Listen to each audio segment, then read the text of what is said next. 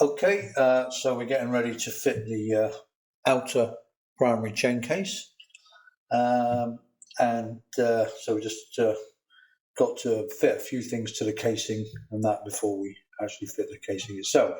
So we've already got this needle roller bearing in there, which we left in because we didn't have this casing vapor blasted, so that's fine. What we did have, we just had the casing polished. So I covered the bearing aperture with gaffer tape to make sure that no polish or dust got into the needle roller bearing. I think that's fine. If we'd have had this casing vapor blasted, then we would definitely be replacing this bearing, because no matter how well you seal things, that grit will get in there, and once it's in there, you can't get it out. Okay. Now the other thing is, probably the main thing to consider, is this bearing surface here. Now that's the outer bearing surface. Then there's this radial needle roller bearing that's going to go there. And I'll just move this camera, it might be a bit awkward, but never mind. Then the inner bearing surface is here. So that radial bearing goes on there, between there and the outer casing. Now we have to make sure that these bearing faces are okay, because they do wear, because when you're putting the clutch in, then all the force is on these facing surfaces and that little radial bearing. The radial bearing tends to stand up well to that sort of treatment, but the bearing surfaces don't.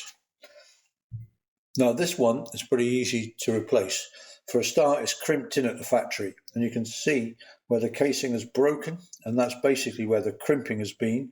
And I think someone's taken this bearing out at some point and probably broken where it was crimped.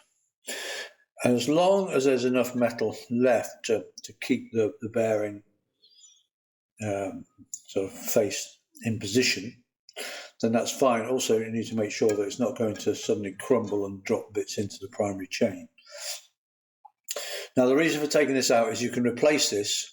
For a start, you take it out and turn it over, and then you've got a whole new bearing. Or you can just take this out and replace it for a new one. Great.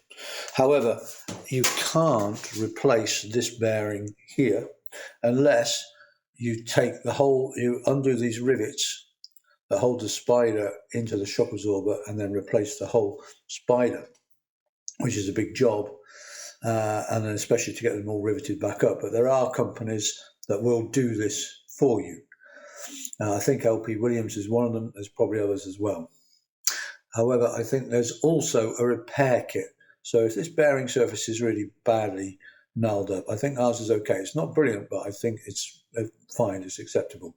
But if this is unacceptable, then there is a repair kit, which is basically like another little washer, thrust washer, that goes on top, and suddenly you have a whole new bearing surface, which is that new sort of thrust washer. And there may be some other parts that go with it as well. Can't remember. But in our case, I think that surface is okay, so we're fine to carry on. But just be aware, you need to check that surface and the outer bearing surface, and if they're not right, they need replacing. Either just turn that over or replace it, and in this case, either buy the repair kit or have the actual spider completely replaced with a new one and then riveted back in. But obviously that's quite a big job. Okay, so that's our first job, is just putting this thrust bearing back on. Then what have we got? Then we've also got the primary chain tensioner, which fits over this sort of stud here, this arm here. Okay, and then there's the actual tensioner bolt itself here, and that screws down through the casing. And what I did last time was I forgot to fit this before I put the casing on, forgetting that you actually have to screw this adjuster on from the inside. You can't screw it up from the bottom. So last time I fitted the case and then went to fit this adjuster, and only realised, remembered too late that you have to fit it from the inside like this, going downwards. So I had to take the casing back off just to fit that bolt. So I'll be fitting that in a minute. Then we've got the where is it? The drain plug. Where's that gone? Oh, there it is. There's the drain plug that actually goes on the fits on the inner chain case. The drain plug. Then we've got the cable adjuster that screws in the top of the chain case there. And then we've got the second foot, the foot that goes inside the chain case, and that meshes with the other foot we've got and enables us to change gear. And there is an oil seal that goes with that, and again we'll be changing that oil seal. That goes there on the outside, so we need to put that new oil seal in. Yeah, so I think those are all the jobs we need to do. So I'm going to get on, do those, and then we'll be ready to fit the primary chain case.